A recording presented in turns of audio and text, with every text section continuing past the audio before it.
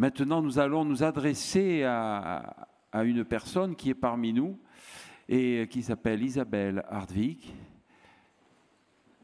vous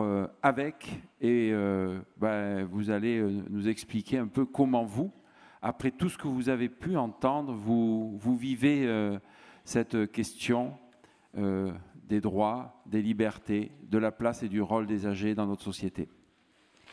Moi, mais pas que moi, je n'ai pas du tout envie de parler de moi en l'occurrence. Mais par contre, je voudrais être ferme. Par exemple, sur le droit d'entrer ou pas dans un établissement, certains établissements passent facilement, outre la volonté de la personne d'entrer ou pas. Et c'est d'une extrême violence. Alors que tous devraient absolument, sans ambiguïté, obtenir l'accord formel de la personne. Éventuellement, de la convaincre. Il y a des moyens pour la convaincre, mais il ne faut jamais forcer. Il y a un autre droit qui est important, c'est celui d'avoir un domicile, d'aller et venir et de recevoir. Quoi de plus légitime ? En déménageant, pour m'installer dans un établissement, je veux toujours être chez moi. En collectivité, certes, pour les repas, des activités en commun, quand je le veux bien. Et pas autrement. Je ne dois pas non plus jamais être enfermée. Je ne dois subir aucune restriction, ni d'horaire, ni de visite. Je veux recevoir en toute liberté chez moi. Ce droit-là de recevoir librement chez moi n'a pas été respecté pendant le Covid. Et il a tué. Il a même tué beaucoup. Il a fait beaucoup de morts. Pas du Covid, mais de désespoir. Dans un terrible sentiment d'abandon et un vrai syndrome de glissement. Et même dans certains établissements, on a pu constater que ce droit de recevoir était bafoué bien plus longtemps qu'il n'aurait fallu. Le droit d'expression, je crois qu'il en a été question avec les CVS. Ce n'est pas forcément ce que je connais le mieux, parce que je ne suis pas en maison de retraite, moi.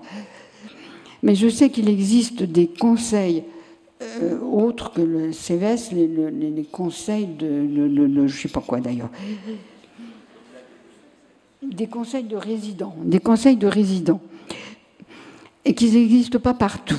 Et que c'est important de les mettre en place, parce qu'il n'y a pas tellement de lieux, je crois, où les personnes âgées peuvent vraiment s'exprimer. Et là, même quand ça existe, je déjeune tous les jours dans une maison de retraite, et bien entendu, j'en profite pour bien parler à table. Et ça, c'est un point qui m'a été signalé. Les conseils des résidents ne sont pas assez nombreux quand ils existent. Quant au droit de voter, c'est quand même un droit important. C'est le fondement de notre démocratie. Alors là, moi, j'ai des questions.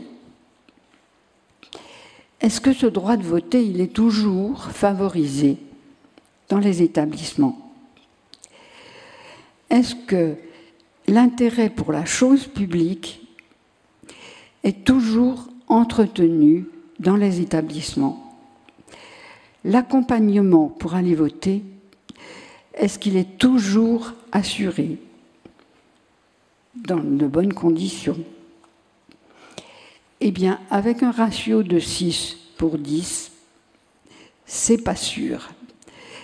Et c'est l'occasion pour moi de réclamer une fois de plus que ce ratio soit augmenté et que des moyens financiers soient donnés.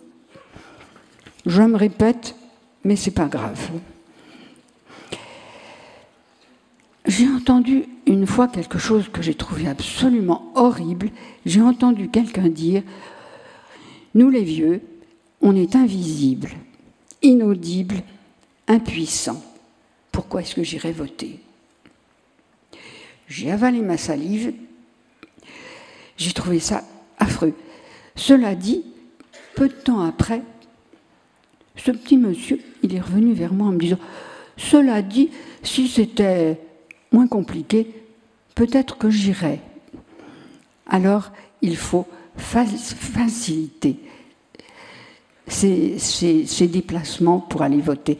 C'est très important. Et maintenant, je vais en finir, mais pour dire quelque chose que je trouve très important. On a beaucoup parlé de disqualification des personnes âgées, et même de délégitimation de personnes âgées, pour en dénoncer l'intériorisation qui agit comme un auto-agisme et qui est une perte de moyens terrible. L'agisme, j'en ai parlé, tout le monde en a parlé, c'est odieux, c'est insupportable. Il faut le dénoncer, le combattre, par tous les moyens. Et puis maintenant, je voudrais aborder, j'en finirai après,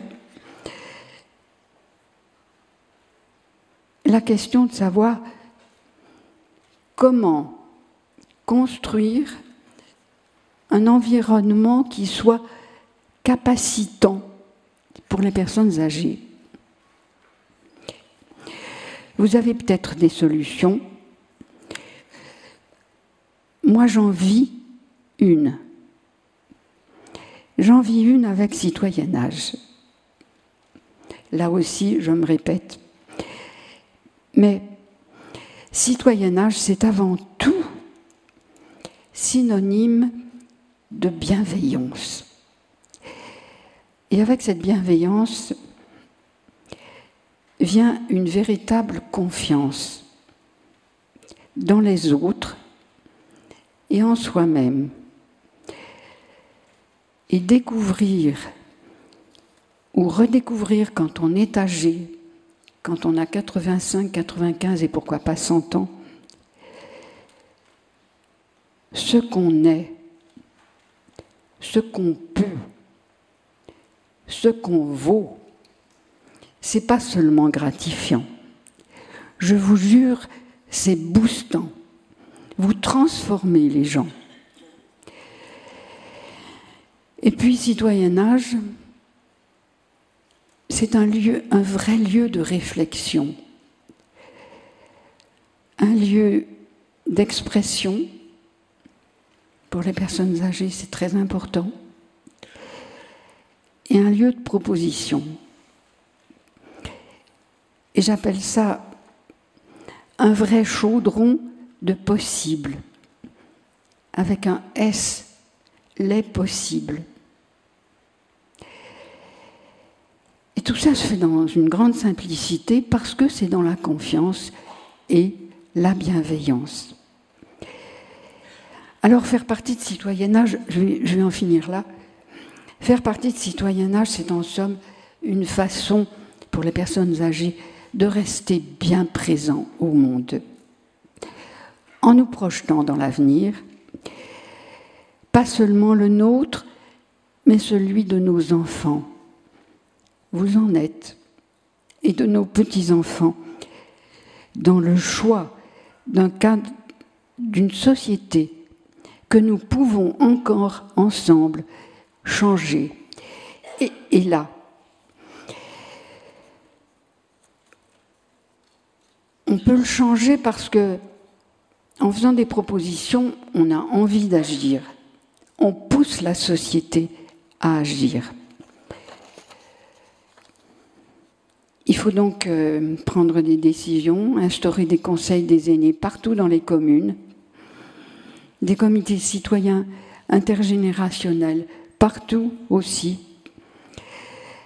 rendre réellement attractif de tous les points de vue, les métiers d'aide à la personne, en établissement comme à domicile. Favoriser l'autonomie, les prises de responsabilité, respecter les choix des personnes âgées sans les infantiliser. Des propositions que Citoyennage a faites, il y en a bien d'autres. Mais j'en resterai là pour ne pas vous accabler. Mais je vais terminer en citant 2 administratrices de Citoyennage au dernier colloque de l'association en Occitanie. C'est très beau, c'est très juste. Nous pouvons tous nous sentir collaborateurs d'un futur à inventer.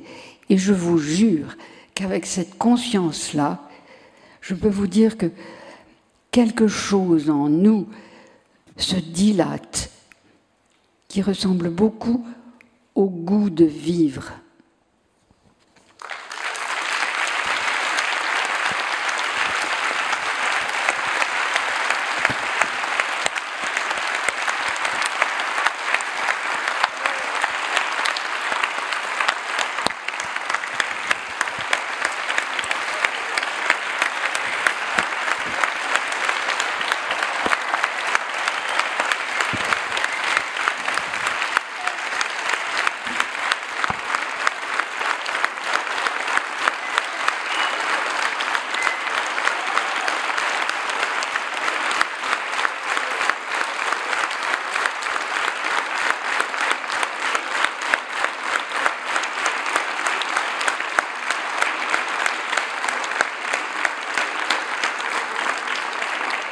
Nous avions encore quelques minutes. Profitez encore de ces applaudissements. Allez-y, encore une fois. Allez-y, allez-y.